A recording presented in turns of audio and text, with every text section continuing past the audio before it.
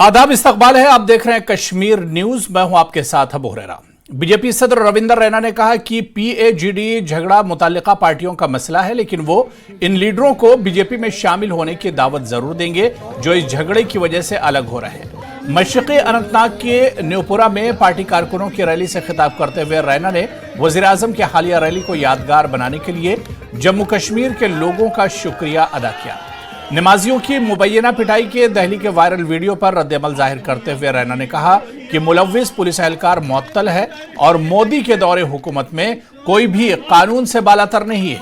इस मौके पर बीजेपी पर भी मोहम्मद रफीक वानी, यूटी महिला मोर्चा की नायब सदर रोमिसा रफीक और दीगर कायदीन भी मौजूद रहे। रैना ने यह भी कहा कि बीजेपी जम्मू कश्मीर में पार्लिमानी और असेंबली इंतखाबात के लिए पूरी तरह तैयार है। प्राइम मिनिस्टर मोदी साहब की 7 मार्च को जो वादी कश्मीर के श्रीनगर में एक जबरदस्त रैली हुई, एक जन सैलाब, एक जन समंदर पूरे कश्मीर से निकलकर मोदी साहब के दीदार के लिए, मोदी साहब के इस्तकबाल के लिए श्रीनगर पहुंचा। मैं वादी कश्मीर के बच्चे बच्चे का शुक्रिया अदा करता हूं। पार्लियामेंट के इलेक्शन के साथ साथ असेंबली इलेक्शंस के लिए भी तैयार है।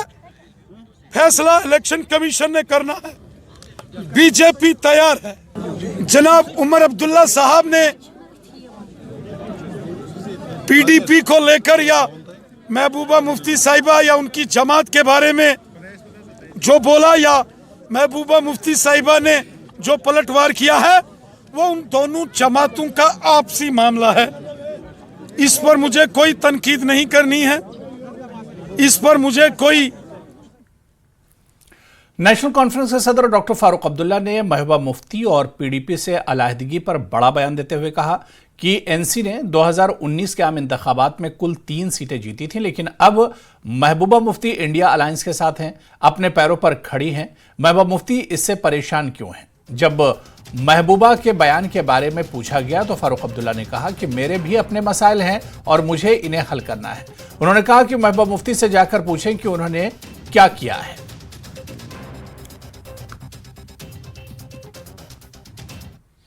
नेशनल कॉन्फ्रेंस के सीनियर लीडर नजीर अहमद ने न्यूज 18 से बातचीत के दौरान कहा कि इत्तेहाद का अहम मकसद बीजेपी को हराना है।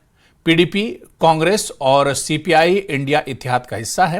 उन्होंने कहा कि एनसी जीती हुई सीट पर चुनाव लड़ेगी। ईडी तनाजुर में रद्द-ए-अमल जाहिर करते हुए ईडी के दबाव में फारूक अब्दुल्ला के कभी झुके हैं और न कभी झुकेंगे। इस वक्त एनसी के लीडर नज़ीर अहमद हमारे साथ मौजूद हैं।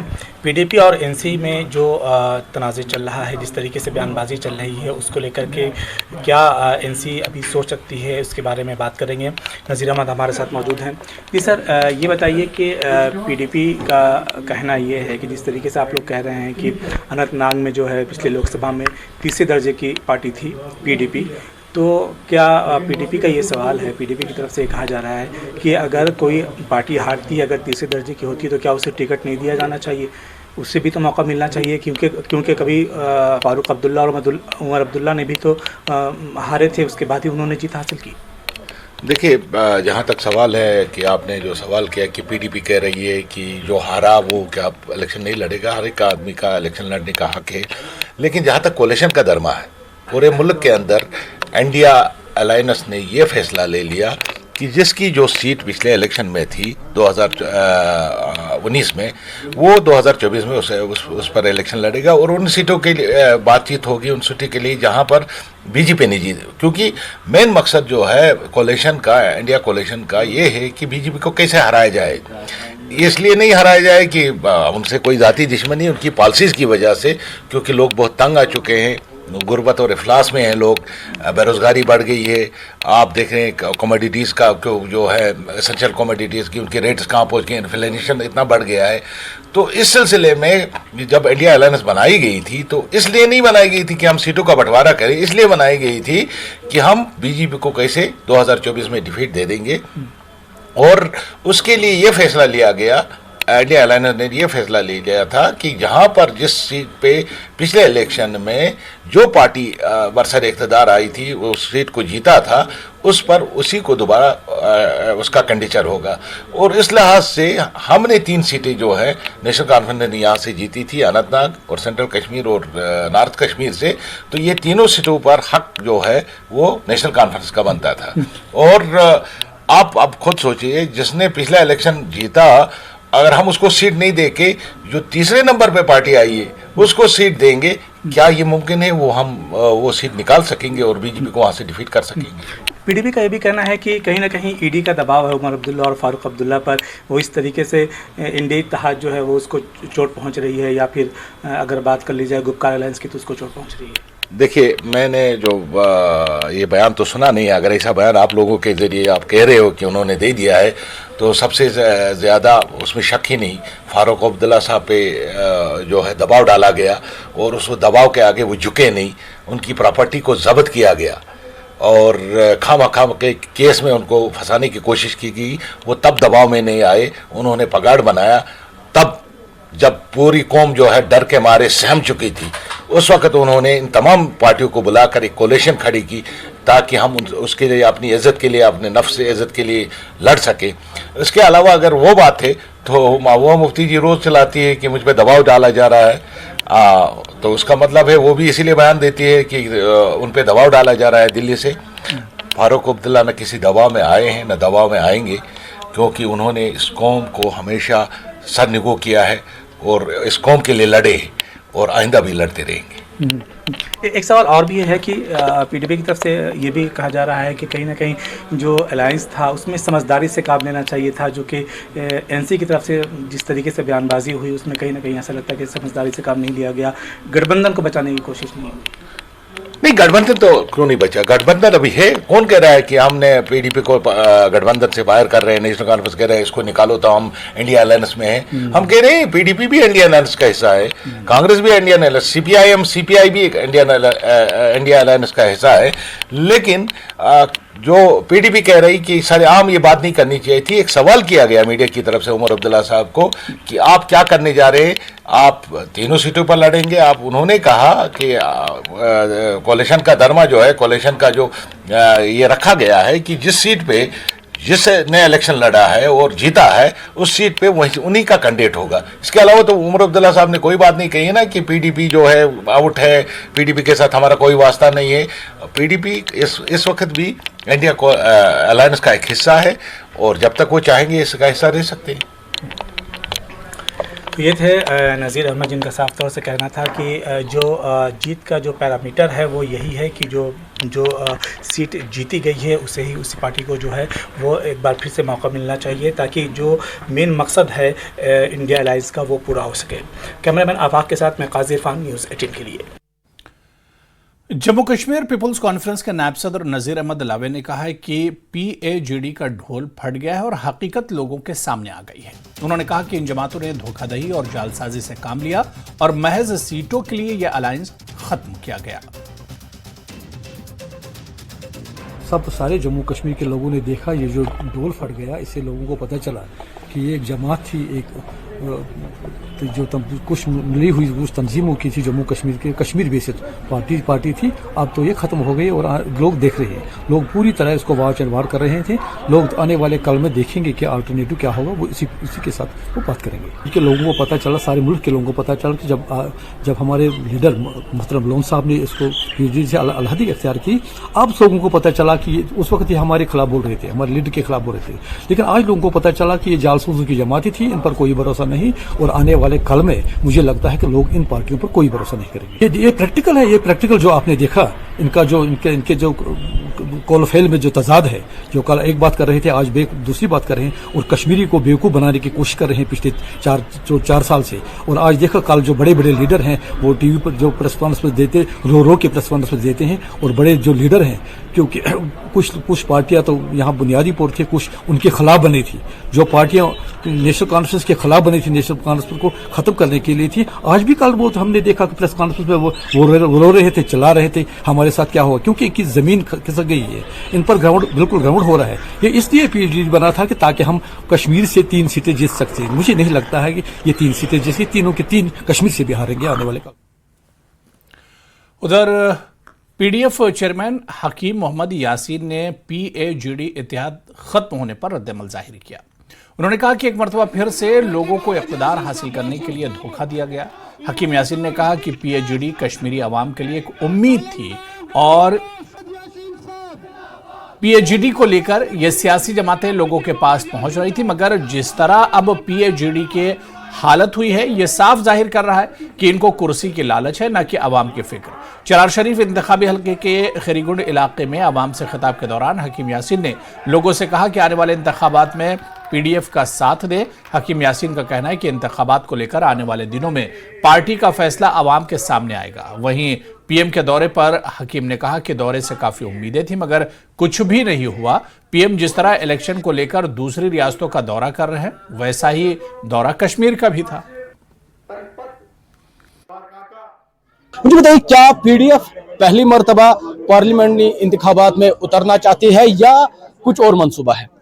देखिए, अभी जो पार्लियामेंट का अभी अनाउंस नहीं हुआ डेट्स, जब यूं ही डेट्स नजदीक आ जाएंगे अनाउंस न होगा, हम अपने जो हमारे कार्यकर्ता हैं उनके साथ मशावरत करके हम ये फैसला लेंगे कि क्या हम अलहदा इलेक्शन लड़ेंगे या किसी उस पार्टी को मदद करेंगे जो जम्मू कश्मीर के इज्जत और आबरों के लिए, यहाँ की ज़मीन के लिए, यहाँ के रोज़गार के लिए, यहाँ के पावर प्रोजेक्ट्स को वापस दिलाने के लिए बात करेंगे। और जब भी हम किसी को मदद करेंगे वो मुद्दों पर होगी और खाली ज़बानी बात नहीं होगी। तो आपकी बातों से लग रहा है शायद कुछ और मंसूबा है, शायद पीडीएफ किसी और को सपोर्ट करना चाहिए। मुझे उम्मीद है, क्योंकि हकीम यासीन हमेशा खुलकर जवाब देते हैं। मैं चाहूंगा खुलकर थोड़ा सा जवाब दें, किस हद तक, कहां से आप सपोर्ट करेंगे और क्या क्या मंसूबे? मैंने कहा कि हमने हमेशा आवाम की बात की और इंशाल्लाह आपने देखा कि हर एक ने अपनी ज़बान बदल दी हालात वाक़ात के साथ साथ ही। मैं, हमारी जमात चाहे छोटी ही है मगर ये अपने उसी अज़म समीम पर खड़ी है जहां हमने शुरुआत की और जिसके लिए हम जद्दोजहद कर रहे हैं। वो है हमारे यहाँ के तशख़्ख़ुस, यहाँ के ज़मीनों के मामले में, यहाँ के बेरोज़गारों के रोज़गार के बारे में, यहाँ के लोगों के इज़्ज़त नफ्स के बारे में। उसके लिए हम हर वक्त हमतन जद्दोजहद करते रहेंगे। उसी चीज़ को मद्देनज़र रखते हुए हम अपना फैसला लेंगे। न्यूज़ 18 के लिए बड़गाम से मैं आबिद हुसैन। जम्मू कश्मीर अपनी पार्टी के सदर सैयद मोहम्मद अल्ताफ बुखारी ने कहा है कि पीएजीडी अवाम के सामने एक्सपोज हो गई है। उन्होंने कहा कि इन सियासी जमातों ने रियासती अवाम के साथ खिलवाड़ किया है। हल्का इंतखाब देवसर में पार्टी का वर्कर्स कन्वेंशन मुनक्किद हुआ, जिसमें सीनियर लीडर रफ़ी अहमद मीर, अब्दुल मजीद पडर, हिलाल अहमद शाह और जलसे के मेज़बान और यूथ लीडर रियाज अहमद भट्ट ने शिरकत की। बुखारी ने वर्करों से पार्टी मजबूत बनाने पर जोर दिया और कहा कि वो आइंदा इंतखाबात में अपनी पार्टी को जीत से हमकिनार कराएं। क्या आपको अभी भी शक है? ये तो हमारे दुश्मन जो जम्मू कश्मीर के लोगों के दुश्मन है, वो कहते हैं ये फेक नॉर्मलसी है। जम्मू कश्मीर में नॉर्मलसी है और लोगों ने दिल से अमन का रास्ता चुना है। किसी ने कोई डंडा नहीं मारा, डंडे से नहीं चुना है। पीएजीडी को कमजोर करने या तोड़ने का जिम्मेदार किसको समझते हैं सर? क्या आप प्लेटफॉर्म बनाने के लिए तैयार हैं जहां पे एकजुट हो जाएगी कश्मीर की जमातें? और किन के साथ? सच और झूठ का कभी साथ हुआ है? हम सच्चे लोग हैं और हमें नहीं इनमें से कोई सच्चा दिखता है। पीएजीडी को कमजोर करने का जिम्मेदार किसको समझते हैं आप? पीएजीडी को कमजोर करने का जिम्मेदार मैं झूठ की बुनियाद को कहता हूँ। वो जो लोग उसमें थे वो झूठे लोग थे, उनका मकसद अपनी कमजोरियां छुपाना था और आज आखिरकार वो नंगे। राष्ट्रीय लोकतांत्रिक पार्टी की तर्जमान बरकत कौरतन ने कहा कि कल रात मेरे घर पर हमला किया गया और मुझे डराने की कोशिश की गई। उन्होंने कहा कि इलेक्शन आने वाले हैं और हमें इंतखाबी मुहिम के लिए लोगों तक पहुंचना है, इसलिए हम हुकूमत से सिक्योरिटी का मुतालबा करते हैं। कल शाम के लगभग 8:30 पौने 9 बजे के करीब एकदम से अब बहुत ख़तरनाक आवाज़ें जैसी सुनाई दी मुझे। एग्जैक्ट अपने जो मेरा रूम है उसकी विंडोज़ के बाहर ही सुनाई दी मुझे, और ऐसा लगा कि जैसे फायरिंग होने लग गई है।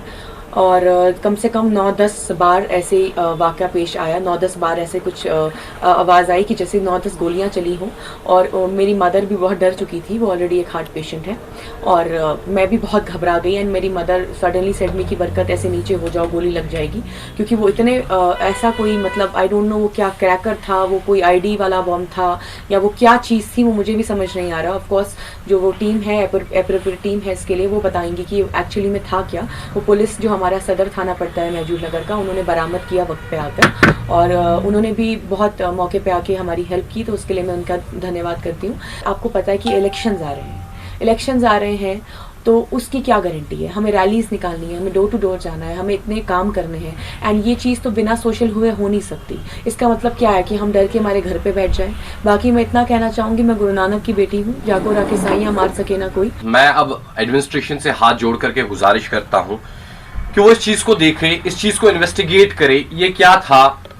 आप अपना कैमरा यहाँ पे फोकस कर सकते हैं, आप देख सकते हैं कि मतलब एक नॉर्मल फायर क्रैकर अगर होता है वो, या आप आराम से देख सकते हैं, नॉर्मल फायर क्रैकर इस शक्ल का तो कम से कम नहीं होता है, इस शक्ल का बिल्कुल ही नहीं होता है।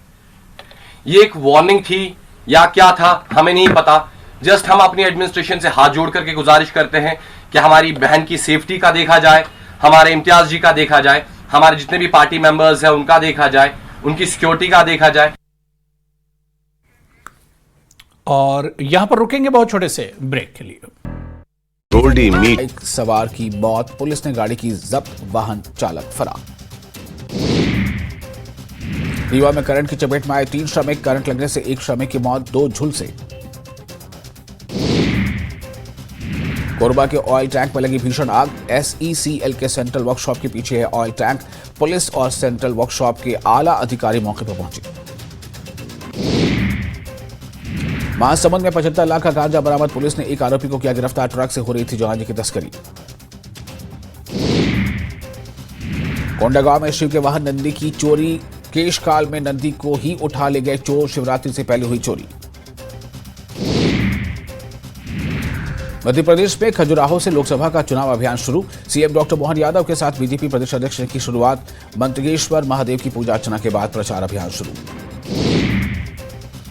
सीहोर दौरे पर उमा भारती, चिंतामन गणेश मंदिर में की पूजा अर्चना, पश्चिम बंगाल सरकार पर साधा निशाना।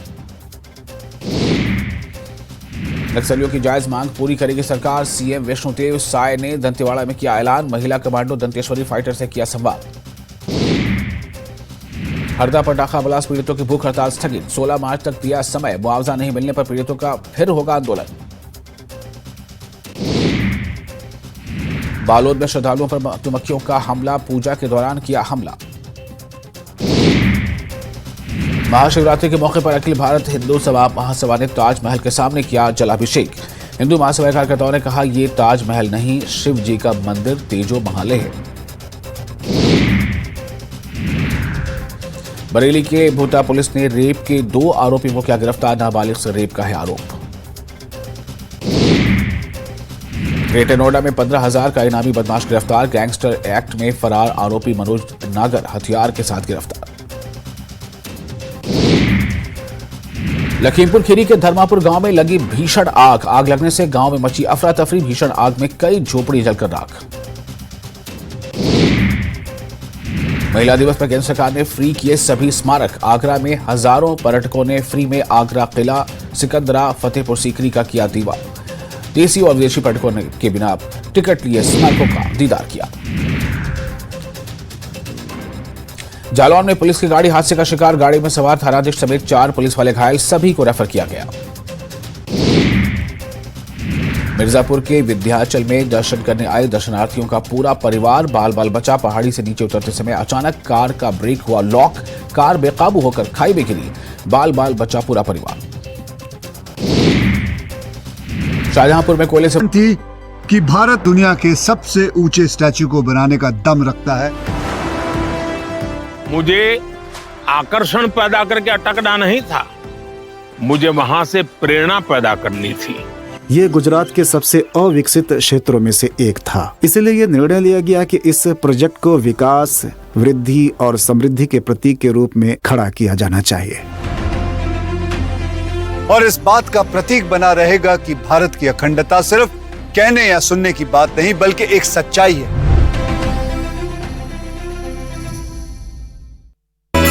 ब्रेक बाद आगे बढ़ेंगे। अपनी पार्टी की जानिब से आज जोहामा चाडूरा में वर्कर्स कन्वेंशन मुनक्किद हुआ। इस मौके पर पार्टी के चीफ तर्जुमान मुंतजिर मोहिउद्दीन, पार्टी लीडर मुश्ताक जोहामी और पार्टी जिला सदर श्रीनगर नूर मोहम्मद शेख के अलावा दीगर मौजूद रहे। कन्वेंशन से खिताब करते हुए पार्टी लीडरों ने आवाम से अपील की कि वो आने वाले इंतखाबात में अपनी पार्टी का साथ दें ताकि पार्टी आवाम के मसाइल का इजाला कर सके।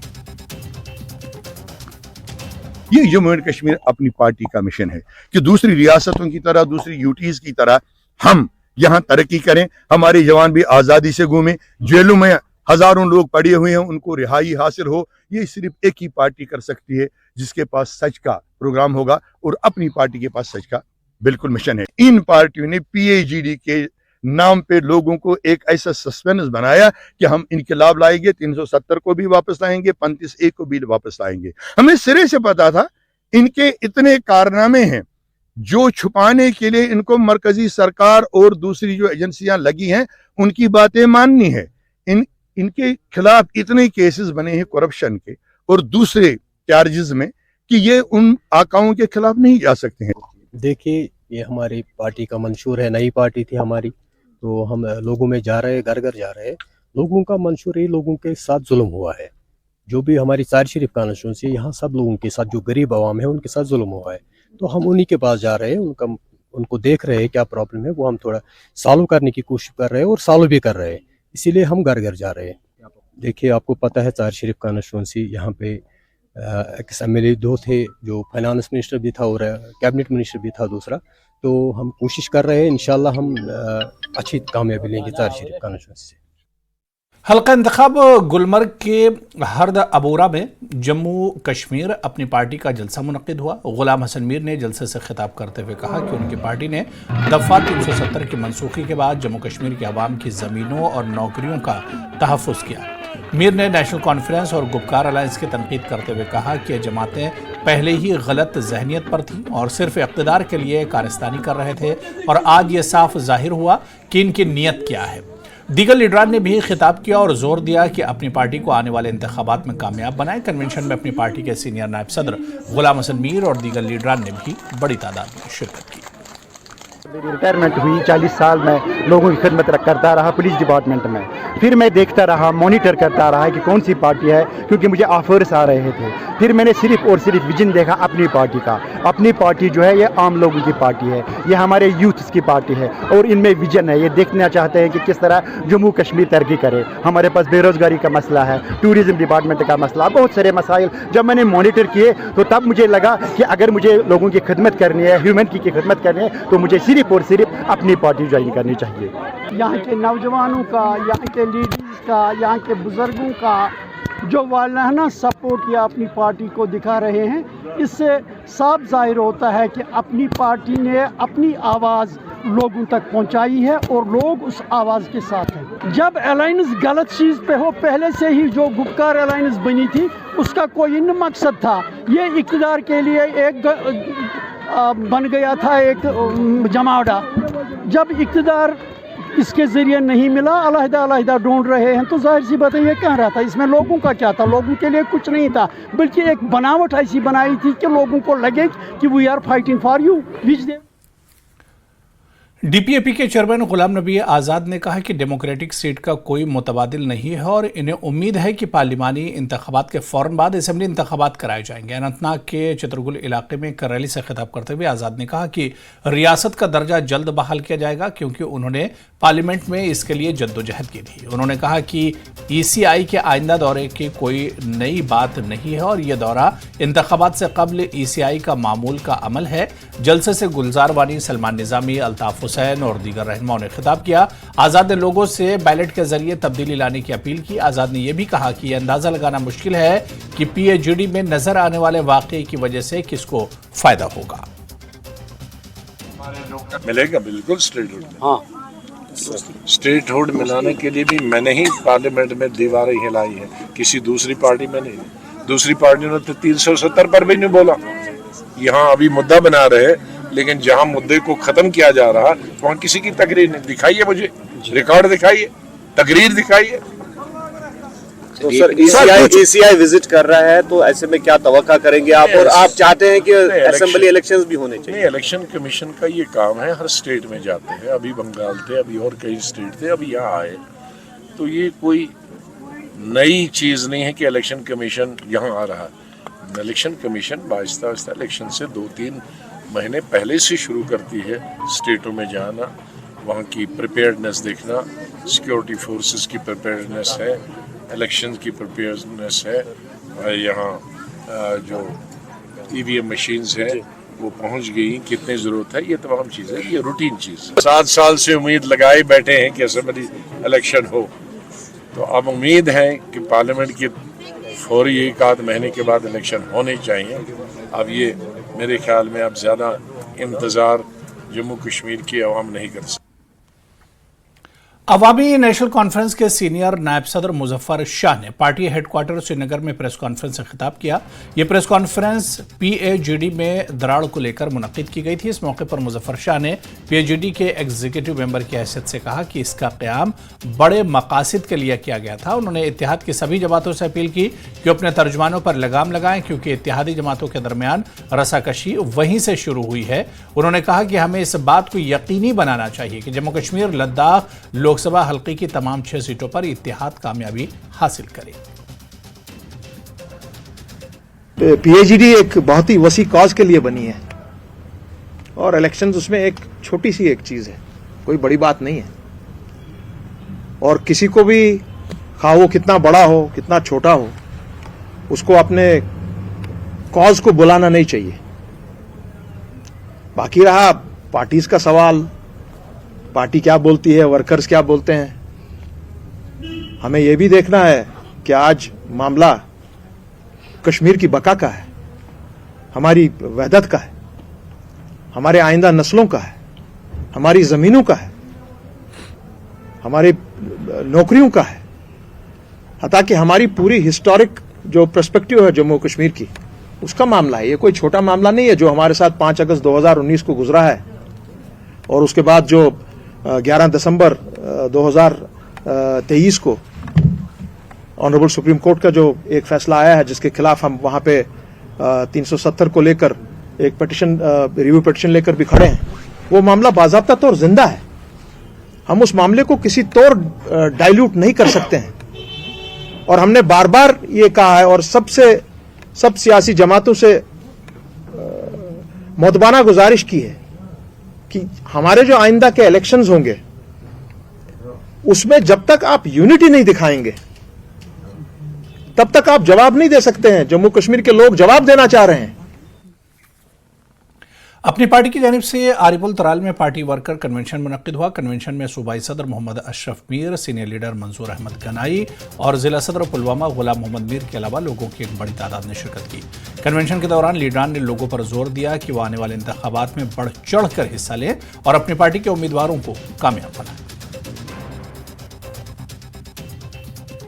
तराल में हम अपनी पार्टी का जो यौम तहसीस था वो 8 मार्च का था। आज हमने एक दिन डेफर किया था और यहाँ आज हम 9 तारीख को आ गए मनाने अपने साथियों के साथ। मुझे लग रहा है एक गुड ओपनिंग है। तराल में अच्छा माहौल है, खुशगवार माहौल। अच्छा लगता है कि तराल में एक अमन है।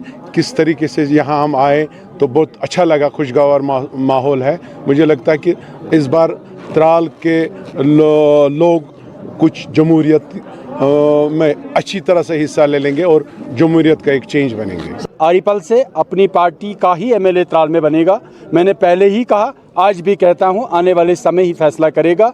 जिस तरह लोगों का प्यार है, जिस तरह लोगों ने मुझे कंधे पे बिठाया, जिस तरह लोगों ने आज मुझे इस हमारी पार्टी का इत्मीनान से जायद हो। आज फाउंडेशन डे था, 8 तारीख तो 9 तारीख हमने आज अरीपल में मनाया। तो इसका मतलब यही है कि लोगों ने जो प्यार दिया आपने खुद देखा है, प्यार आगे भी मिलेगा और प्यार हम भी देंगे। मैंने आपको पहले ही कहा, कप्तान हमारा बेदाग है, टीम हमारी बेदाग है, बल्ला ही चलेगा, बल्ला ही दौड़ेगा। चलिए आगे बढ़ेंगे। सेव शारदा कमेटी ने शारदा मंदिर टिटवाल में शिवरात्रि सलाम मनाया गया। इस मौके पर शारदा पीठ पीओके में भी अखरोट पेश किए गए। सेव शारदा कमेटी कश्मीर ने शारदा मंदिर टिटवाल कश्मीर में शिवरात्रि मनाई। इस मौके पर पूजा के अलावा मकामी लोगों में रिवायत के मुताबिक अखरोट भी तकसीम किए गए। तकरीब में कमेटी के अराकीन के अलावा मकामी लोगों की बड़ी तादाद ने शिरकत की। एक मरबूत कोशिश में पीओके में शारदा पीठ पर पीओके की सिविल सोसाइटी के अरकान ने भी अखरोट पेश किए। उन्होंने बर्फपोश शारदा पीठ से कश्मीरी हिंदुओं को आशीर्वाद भेजा। सेव शारदा कमेटी के बानी रविंदर पंडिता ने शिवरात्रि के मौके पर एलओसी के दोनों तरफ की पूरी कम्युनिटी और सिविल सोसाइटी को खास तौर पर एलओसी के इस पार मेंबरान को पुरतपाक मुबारकबाद पेश की। आज हमारे शारदा मंदिर टिटवाल में भी इसका जो है एक भव्य प्रोग्राम हुआ, जहाँ पे हमने रस्म रिवाज के अनुसार वहाँ पे अखरोट बांटे, कांगड़ी में ईसबंद जलाया और एक पूजा हुई, भव्य पूजा।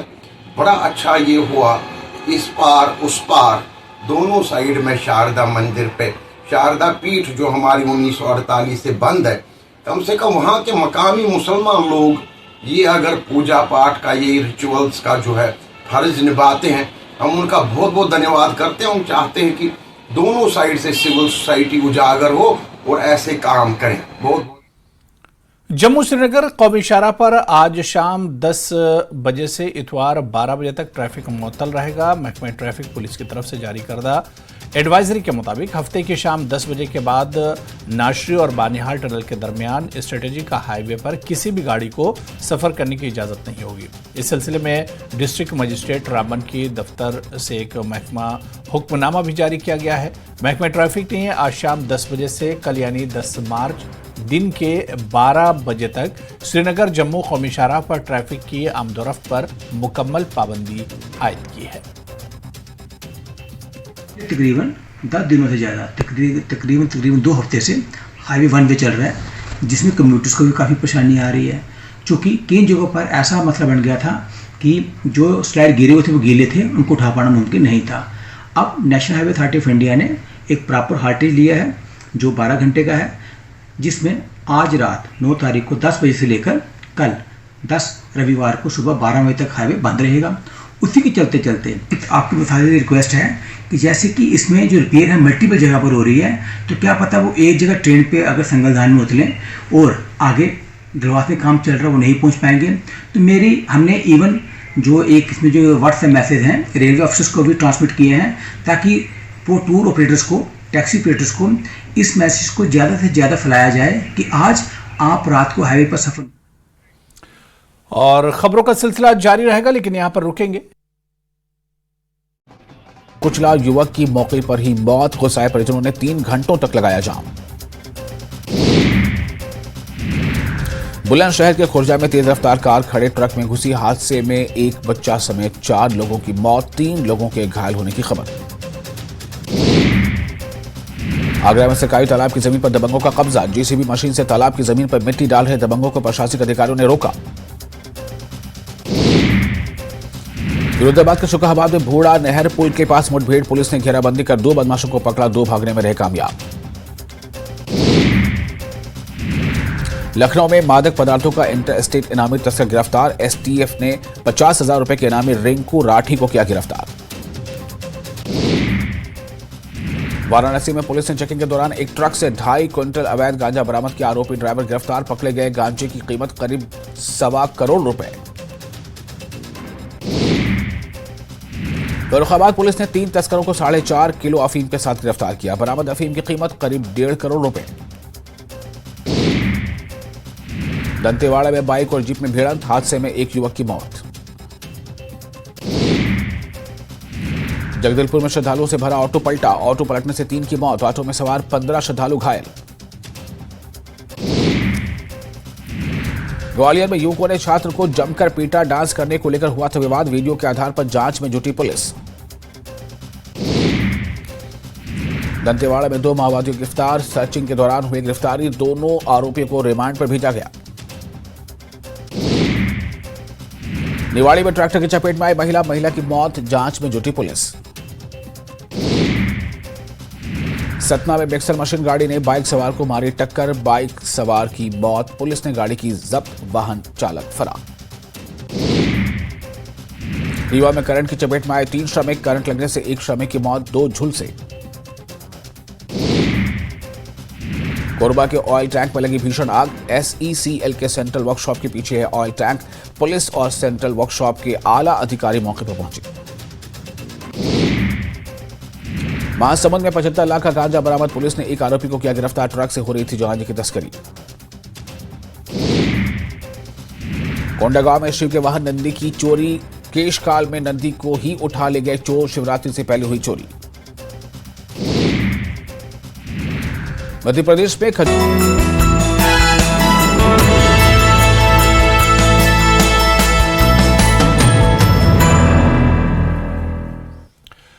ब्रेक के बाद आगे बढ़ेंगे। हैंडलूम एंड हैंडीक्राफ्ट के महकमे की जानिब से GI लेबलिंग के साथ क्विक रेस्पॉन्स कोड मुतारिफ करने के बाद आज director handloom and handicraft Mahmood Shah ने पहले आउटलेट का इफ्तिताह किया, जहां पर एक प्रोडक्ट को QR और GI टैग किया गया। महमूद शाह ने इस मौके पर कहा कि वज़ीर-ए-आज़म ने अपने कश्मीर के दौरे पर हाथ से बनी पश्मीना शॉल खरीदी। GI और QR टैगिंग जम्मू कश्मीर हुकूमत की तरफ से खरीदारों का एतमाद बढ़ाने और हाथ से बने हुए कामों को मुनासिब तरीके से फ़रोग़ देने की संजीदा कोशिशों का हिस्सा है। ये परहैप्स पहला शोरूम है जहाँ पे मैंने देखा कि सारा GI टैग्ड और QR कोडेड है, तो दैट मीन्स जो डिपार्टमेंट की मैसेज थी या डिपार्टमेंट का जो फोकस रहा पिछले कई सालों में कि ये इंश्योर करें कि क्वालिटी एश्योरेंस हो, सर्टिफिकेशंस हो, ताकि कस्टमर ट्रस्ट को हम फिर से जो है रिस्टोर करें, तो इट सीम्स दैट जो काविशें हुई हैं, जो काम हुआ है, वो कहीं ना कहीं रंग ला रहा है। और मुझे बड़ी खुशी है कि सेक्टर मतलब वफाई साहब जैसे लोग या बाकी जो हमारे नामी गिरामी लोग हैं, जो वो अब GI टैग को अपना रहे हैं। कस्टमर भी सेटिस्फाई है, बेचने वाला भी सेटिस्फाई है, और इसका जो बेनिफिट मिलता है वो कारीगर को ज्यादा मिलता है, क्योंकि इससे कस्टमर को कुछ बोलना नहीं पड़ता है, वो एकदम टैग देख के ले जाता है। ये स्कैन करते हैं, इसमें ऑटोमेटिकली आता है कि ये क्या चीज़ है क्या नहीं है, और जो जेन्युइन चीज़ होगा उसी में टैग लगता है, हर एक में नहीं लगता है सर। पूरी डिटेल्स आती है उसमें, ये क्या बना है, किस चीज़ से बना है, क्या कौन सी काम है, सब कुछ लिखा हुआ रहता है। आलमी यौम ख़वातीन की मुनासबत से टनमर्ग में गुलमर्ग डेवलपमेंट अथॉरिटी, महकमा यूथ सर्विसेज एंड स्पोर्ट्स और दीगर महकमों के बाहिमी इश्तराक से लड़कियों के लिए एक रोज़ा ट्रैकिंग प्रोग्राम का एहतमाम किया गया। म्यूनसिपल कमेटी टनमर्ग के सामने गुलमर्ग डेवलपमेंट अथॉरिटी के चीफ एग्जीक्यूटिव ऑफिसर वसीम राजा ने झंडी दिखाकर इन्हें रवाना किया। इस मौके पर तहसीलदार टनमर्ग, SHO टनमर्ग और दीगर अफसरान भी मौजूद थे। ट्रैकिंग प्रोग्राम में मुख्तलिफ स्कूलों की तालिबात ने काफ़ी तादाद में हिस्सा लिया। ये लड़कियां द्रंग और दूसरे पहाड़ों पर ट्रैकिंग कर रही हैं। इससे पैगाम देना चाहती हैं कि लड़कियां भी ट्रैकिंग में अपनी सलाहियतों को निखार सकती हैं और साथ माहौलियात को साफ पाक भी रख सकती हैं। हमें आज मौका मिला है ट्रैकिंग जाने के लिए। ये नहीं है कि बस बॉयज़ ट्रैकिंग करने के लिए जा सकते हैं, लड़कियां भी जा सकते हैं, और हमें यहाँ दरख्त को बचाना चाहिए। हमें ज़्यादा से ज़्यादा ट्रैकिंग में हमें ये भी मिलता है कि हमें डिफॉरेस्टेशन को रोकना चाहिए, हमें ज़्यादा से ज़्यादा पेड़ लगाने चाहिए ताकि हमारे जो फॉरेस्ट है वो बच सके। जो हमने ट्रैकिंग इवेंट आज किया उसका मुद्दा और मकसद ये था कि हमारी जो बच्चियाँ हैं वो न सिर्फ एडवेंचर टूरिज़म स्पोर्ट्स बल्कि बाकी स्पोर्ट्स में जो है बहुत आगे निकल गई हैं और काफ़ी मेडल्स जो है जीत रही हैं। तो हमने इस इवेंट का एहतमाम इसलिए किया कि उनको एक मौका फराहम हो, और जो द्रंग बहुत खूबसूरत इलाका हमें है उस इलाके को टाउन हॉल टनमर्ग में जिला इंतजामिया बारामूला की जानिब से आलमी यौम ख़वातीन मनाया गया। इस प्रोग्राम में गुलमर्ग डेवलपमेंट अथॉरिटी के चीफ एग्जीक्यूटिव ऑफिसर वसीम राजा मेहमान खुसूसी थे। इस मौके पर पुलिस के अलावा दीगर आला अफसरान भी मौजूद थे। वसीम राजा ने खिताब करते हुए कहा कि ज़रूरत है कि टूरिज्म में भी मकामी ख़वातीन टूरिस्ट गाइड के तौर पर काम करें और अपना रोजगार कमाएं। मुनक्किदा प्रोग्राम में काफ़ी तादाद में ख़वातीन ने इस प्रोग्राम में शिरकत की। मुक़र्रिर ने मुआशरे में ख़वातीन की अहमियत और इनकी जिम्मेदारी पर जोर दिया। ख़वातीन ने इस प्रोग्राम के इनेकाद पर खुशी का इजहार किया। हुआ है, ये बहुत ही अच्छा इनिशिएटिव लिया है गवर्नमेंट ने। जो ये औरतें हैं उनको इससे मतलब ये होता है कि उनको ये पता होता है कि एक औरत को समाज में क्या विकार है, वो कैसे मतलब बाहर जब निकलेगी उसको उसके साथ डोमेस्टिक वायलेंस नहीं होनी चाहिए। वो यहाँ पे जो प्रोग्राम आज इनकाद हुआ बहुत अच्छा हुआ, बहुत लेक्चर्स यहाँ पे दिए, सबको समझ आया कि एक औरत का मुकाम कैसा है। वो जो वुमेन्स डे है मतलब every day should be a women's day. हर दिन जो है हम जो अपनी औरतें हैं, जो अपनी हमारी जो माएँ बहनें हैं, उनकी हमें वी शुड रेस्पेक्ट देम। उनको इक्वल अपॉर्चुनिटीज़ मिलनी चाहिए, उनको डिसीजन मेकिंग में एक रोल मिलना चाहिए। और इस वजह से मैं ये कहूँगा कि every day should be a women's day. तो हम चाहते हैं कि उनकी कैपेसिटी बिल्डिंग हो, ताकि यहाँ पे न सिर्फ गाइड्स बल्कि होम स्टेज़ भी, कुछ ऐसे होम स्टेज़ हों जहाँ पे खाली फीमेल स्टाफ हो। और बाहर से भी हमें जो फीमेल टूरिस्ट आते हैं उनकी भी हमेशा ये डिमांड रहती है कि कोई होम स्टे ऐसा हो जहाँ पे सिर्फ और सिर्फ फीमेल स्टाफ हो। इसी तरह से सर्विस प्रोवाइडर्स भी, चाहे ट्रैवल ऑपरेटर्स है या गाइड्स हैं, हम कोशिश करेंगे कि हमारे यहाँ जो है we must have a pool of service provider जो फीमेल। ग्लोबल यूथ फाउंडेशन ने गवर्नमेंट डिग्री कॉलेज बारामूला के ऑडिटोरियम में ख़वातीन का आलमी दिन मनाया। मुंबई से मारूफ समाजी कारकुन और फनकार रोबेल नागी ने प्रोग्राम में मेहमान खुसूसी की हैसियत से शिरकत की। इस मौके पर जीएमसी बारामूला की प्रिंसिपल डॉक्टर रूबी ऋषि, डॉक्टर वानी ढेंडसा और म्यूनसिपल काउंसिल सोपोर के साबिक चेयरपर्सन मसरत कार भी मौजूद रही। तकरीब में कॉलेज की तालिबात समेत 200 के करीब ख़वातीन ने शिरकत की और मुआशरे में ख़वातीन की अहमियत को उजागर करने वाले मुक़र्रिरीन को गौर से सुना। इस मौके पर कामयाबी हासिल करने वाली 20 ख़वातीन को एजाज़ से नवाजा गया। इन ख़वातीन ने ख़वातीन को बाइख्तियार बनाने में किसी न किसी तरीके से अपना हिस्सा डाला है। देखिए, मैंने हमेशा ये कहा है कि सेल्फ रिलायंट हमारी महिलाएं तभी हो सकती हैं जब वो फाइनेंशियली इंडिपेंडेंट होंगी। अब हम कहें कि हमें विमेन एम्पावरमेंट करनी है, लेकिन विमेन एम्पावरमेंट होता क्या है और वो कैसे होती है, उसके ऊपर फोकस करने की ज़रूरत है। और मैंने हमेशा महिलाओं को आगे लाने की कोशिश की है। मेरी being a woman my self, मेरा हमेशा फोकस रहता है कि ज़्यादा से ज़्यादा बेटियों को हम आगे ला सकें। और कश्मीर में मुझे बहुत बहुत प्यार मिला है। आरिपल त्राल में लोगों ने महकमा बिजली के खिलाफ एक खामोश एहतजाज किया। मकामी लोगों का कहना है कि इलाके में बिजली फीस में बेतहाशा इजाफा किया गया है। उन्होंने बताया कि इलाके में ज़्यादातर लोग बीपीएल हैं और वो इतनी फीस अदा करने के अहल नहीं है। उन्होंने महकमे से बिजली फीस कम करने की मांग की।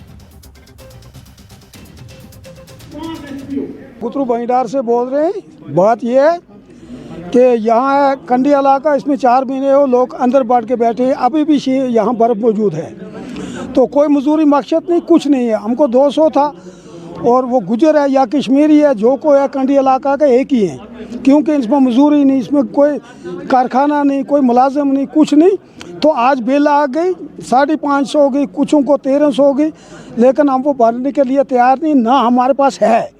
तो हम कुछ नहीं कर सकते, या मीटर लगाओ या तार ले जाओ वापस, हम नहीं भर सकते, हम नहीं जला सकते ऐसी बिजली। ना बिजली होती है ना कुछ होता है। अगर हम भरेंगे नहीं तो कानूनी कार्रवाई होती है, अगर बिजली नहीं होगी तो कोई सुनता ही नहीं है, हमारी कोई कार्रवाई होती ही नहीं है। हम क्या करेंगे? हम मजबूर हो गए, उधर से भी इधर से भी। यहाँ कोई बाजार में जाते हैं, वहाँ तो हम कुछ ले नहीं सकते, क्यों? ना मजदूरी ना मकसद, कई चीज़ कंडी इलाके में 4 महीने हम बैठ गए। इंतजामिया से ये अपील है कि हम ये नहीं जला सकते, बहुत मेहरबानी होगी को हमको 200 था 200 रखना, जिसको 700 था 700 रखना, ऊपर नहीं चढ़ाना। ये तो ऊंचाई पर चढ़ गई, हम तो नहीं कर सकते। योर गुर्बत, योर रोजगार, कह फैक्ट्री कह चीज़ ये बेचार दुकानदार तो दुकान पर दुकान, ये कहें कि यम सत भरहा सुबह रॉपियस 1500। अ जुल्म गसान 1500 दिन। ये पावर तो कहें, ये सिर्फ कटवती तो कटवती। अगर शेड्यूल 4 घंटे powers 2 minute brought 10 minute brought, पे लास्ट 10 मिनट पावर दिनस तो निवान 10 मिनट ब्रोटे। कह पावरस हिसाबा किताबा कहें। AWE सोप त्राल, यह हर करान अत बिजली फीसस, मगर युकुन सोचान सह न बिजली त्रावान नमन बिचारन न कह त्रावान ये गुजर तगबह तिमन बिचारन 200 तिमन कर 550 अस रपस 800-900 अस कर रपस 1300-1400-1500 तह कम से कम बे बिजली फीस तह लुकन बकाया तिमन गुरबत तिमन गोस माफ करने।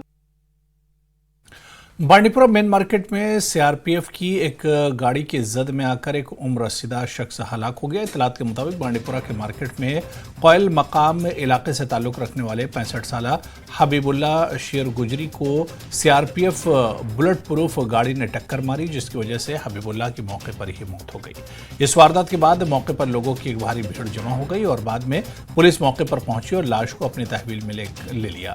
कानूनी लवाजमात पूरा करने के बाद लाश को जिला अस्पताल बांडीपुरा मुंतकिल किया गया। पुलिस ने इस मामले में केस दर्ज करके सीआरपीएफ की गाड़ी को जब्त कर लिया है। और यहां पर रुकेंगे फिलहाल छोटे से ब्रेक के लिए।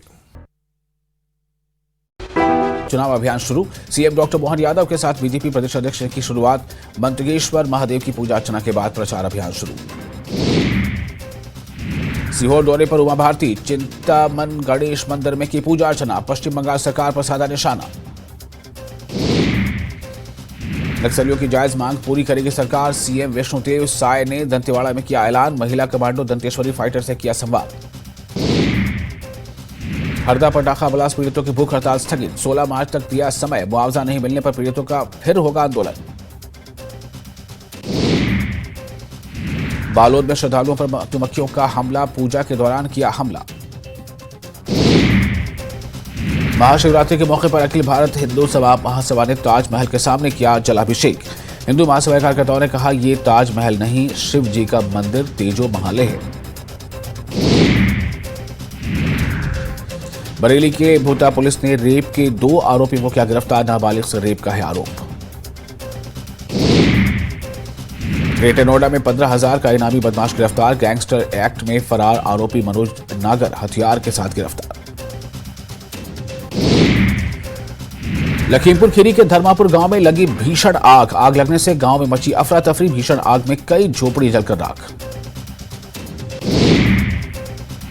महिला दिवस पर केंद्र सरकार ने फ्री किए सभी स्मारक। आगरा में हजारों पर्यटकों ने फ्री में आगरा किला, सिकंदरा, फतेहपुर सीकरी का किया दीवार। देसी और विदेशी पर्यटकों ने के बिना टिकट लिए स्मारकों का दीदार किया। जालौन में पुलिस की गाड़ी हादसे का शिकार। गाड़ी में सवार थानाधीश समेत 4 पुलिस वाले घायल। सभी को रेफर किया गया। मिर्जापुर के विंध्याचल में दर्शन करने आए दर्शनार्थियों का पूरा परिवार बाल बाल बचा पहाड़ी से।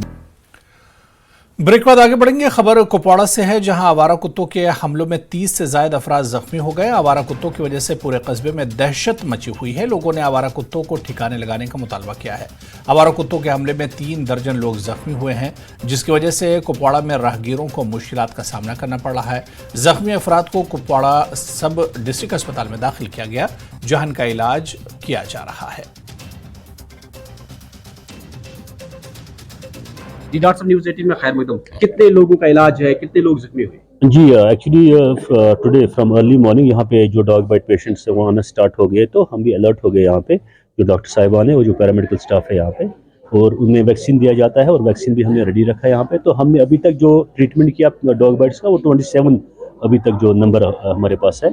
तो उनमें से 2-3 जो पेशेंट्स हैं उनका थोड़े उनका जो जख्म है वो ज़्यादा गहरा था, तो उनको हमने यहाँ पे अंडर ऑब्जर्वेशन भी रखा था। तो बाकी जो है उनको ट्रीटमेंट दिया गया, प्रॉपर ट्रीटमेंट जो डॉग बाइट्स का ट्रीटमेंट है और जो उनकी इंपॉर्टेंट वैक्सीनेशन है वो दी गई, और जो बाकी ट्रीटमेंट्स है वो इलाज मान जो बिल्कुल अच्छे से हो गया उनका। अब एक और बात हम आपसे जानने की कोशिश करेंगे कि जिन लोगों का आज यहाँ पर डॉग बाइट हुआ है, उन्हें वैक्सीन किस तरह लेने हैं, या उन्हें आज एक ही वैक्सीन लेना है या इसके बाद भी उन्हें अस्पताल का रुख करना है? जो वैक्सीनेशन का मसला है, वैक्सीन हमने उनको दिया, दैट्स कॉल्ड 0 डोज, और उनको बिल्कुल जो उनकी ओपीडी टिकट है उस पर लिखा जाता है कि उनको टेबल उनका डेट दिया जाता है, जो 5 वैक्सीन है उनको लेने हैं, लेकिन वो उनको बिल्कुल मिस नहीं करने हैं। उनको जो वैक्सीन है अवेलेबिलिटी है उनको हमने समझाया, अभी उनको हमने अवेयरनेस रिगार्डिंग 0 डोज यहाँ पे दिया गया, जो बाकी वैक्सीन का डेट है उनको दिया गया, वो आ जाएंगे और बिल्कुल यहाँ पे वैक्सीन हासिल करेंगे। रजाकार मेडिकेयर सोसाइटी ने जेके बैंक के ताउन से डिस्ट्रिक्ट अस्पताल शोपिया में ENT कंसल्टेशन का इनेकाद किया। कैंप में मारूफ ENT डॉक्टर्स ने दिन भर ENT के मरीजों के साथ मुफ्त मशावरत की और ज़रूरतमंद मरीजों में कई हियरिंग एड मशीनें और अद्वियात मुफ्त तकसीम की। डॉक्टर उमर ने कहा कि उन्होंने जम्मू कश्मीर के कई अजला में इस किस्म के मेडिकल कैंप चलाए हैं, लेकिन ENT मरीजों की तादाद खासतौर पर समात के मसाइल समेत दीगर अजला के मुकाबले में बहुत ज्यादा है। कैंप से सैकड़ों मरीजों ने इस्तेफादा किया और मरीजों ने वॉलंटरी मेडिकेयर सोसाइटी और जम्मू कश्मीर बैंक का शुक्रिया अदा किया। मेहरबानी खुदा डॉक्टर साहब शहर पे अल्लाह ताला करे मगर गो न पोसा वोसा तुत न किराए लगे तो बाकी पेशेंट तथ हेतुक कहें टेस्ट तर बाकी कोर न कुन जाए वुचुक न जम्मस मन पुलवाम शहर वनकस गो शुक्रिया खुदा। जो आज ये मेडिकल कैंप यहाँ लगा था हमारे डिस्ट्रिक्ट अस्पताल शोपियान में, खासकर ये उन लोगों के लिए था जो कि डिसेबिलिटी हैं, मतलब कानों से जो सुनते नहीं थे, तो उनके लिए मशीनें फराहम की गई। जब हमने डॉक्टर साहिबान से बात की तो उन्होंने बताया हमको कि हमने 100 से ज़्यादा पेशेंट देखे हैं और उनको जो कान के जो मशीनें उनको दी गई थी, हेयरिंग मशीनें, तो लगभग वो 12,000 13,000 में बाजार में मिलते हैं, तो उनको मुफ्त फराहम किया गया है वो मशीन। अंजुमन शरई शयायान जम्मू कश्मीर की जानिब से जिला बांडीपुरा के सुंबल सोनावारी में एक बड़े अवामी जलसे का इनेकाद किया गया। जलसे में सोनावारी इलाके से ताल्लुक रखने वाले हजारों लोगों ने शिरकत की। आगा सैयद हसन मौसवी का सुंबल पहुंचने पर वालिहाना इस्तकबाल किया गया। जलसे का मकसद शिया तबके के मसाइल को उजागर करना और हुकूमत से शिया तबके की फलाह बहबूदी का मुतालबा रखना है। इस मौके पर अंजुमन के जनरल सेक्रेटरी आगा सैयद मुश्तबा के अलावा जमात से वाबस्ता दीगर सरकर्दा कायदीन भी मौजूद रहे। आगा सैयद मुश्तबा ने मीडिया नुमाइंदों के साथ बात करते हुए कहा कि इंतजामिया को चाहिए कि वो शिया तबके की इक्तिसादी और समाजी सर्वे करके ये पता करें कि इस तबके के साथ आज तक कितनी नाइंसाफी हुई है। अंजुमन शरई शयायान ने हुकूमत से मुतालबा किया कि वो शिया तबके के बुनियादी हुकूक को यकीनी बनाए और बिलखुसूस सोनावारी इलाके में शिया तबके को दरपेश मसाइल को तरजीही बुनियादों पर हल करे। खुद मुशाहिदा किया होगा, यहाँ पे जो बात हुई, चाहे खुद आगा साहब की तकरीर थी या मेरी तकरीर थी, इसमें वजाहत की गई। सिर्फ हमारा मकसद ये है कि लोग अपने हुकूक से महरूम हैं। यहाँ लोग सड़कों से महरूम हैं, पीने का पानी, पीने का साफ पानी, इससे लोग महरूम हैं। बिजली के बिल आए दिन बढ़ाए जा रहे हैं, लेकिन बिजली का कोई अता पता नहीं है। ये हकीकी मसाइल हैं। देखिए, लोग हमारे साथ सैकड़ों सालों से वाबस्ता है। जो इन सियासी जो पार्टियां शायद आप बात कर रहे हैं, इनकी उम्र भी उतनी नहीं होगी जब से ये लोग हमारे साथ वाबस्ता हैं। तो हम पर ये इखलाकी जिम्मेदारी है कि हम इनकी बेबसी पर तमाशाबीन नहीं बन सकते। ये हमारा एक इखलाकी फर्ज है। कहरोट कुलगाम में आज एक बार फिर हिंदू मुस्लिम भाईचारे की मिसाल देखने को मिली। सोनी रैना उम्र 84 साल, जोजा बदरी रैना का इंतकाल अपने आबाई इलाके में हुआ और यहाँ की मुस्लिम बिरादरी आज सुबह से इनकी ताज़ियत में बराबर शरीक थी। इलाके के मर्दोजन और बुजुर्गों ने सोनी रैना के अंतिम संस्कार में हिस्सा लिया और एक बार फिर रिवायती भाईचारे की मिसाल कायम की। मरहुमा के अंतिम संस्कार की तमाम जिम्मेदारी यहाँ के मकामी लोगों ने ली और मिलजुल कर आखिरी रसूम अदा की। भाईचार ठीक, मुसलमान से भाईचार सेटा रुत हाँ रुत क्या सेटा।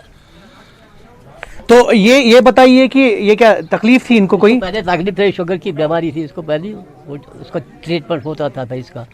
अब तो ये वक्त आ गए, इसको मारने का टाइम आ गया, तो हम जितने हमारे कितने बच्चे हैं आपके? मुझे ये 2 लड़के 3 लड़कियाँ हैं।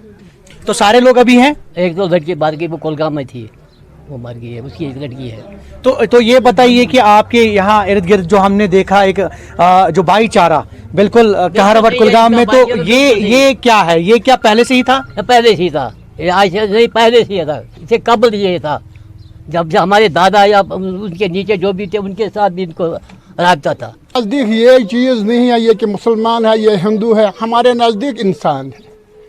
हम इंसान के नाते और ख़ुसूसन बद्रीनाथ को अपने बुज़ुर्ग के नाते से देख रहे हैं।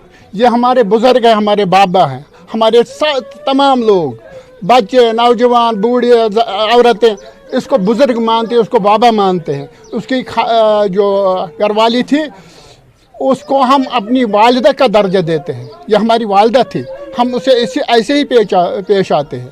यह सबक जो हमने दिया है, ये तो इंसानियत का सबक दिया है जो इस्लाम ने हमें दिया है, इस्लाम ने हमें सिखाया है, और ख़ुसूसन जम्मू कश्मीर के माहौल ने। तो चलिए, इस बुलेटिन में अभी फिलहाल इतना ही। आदाब।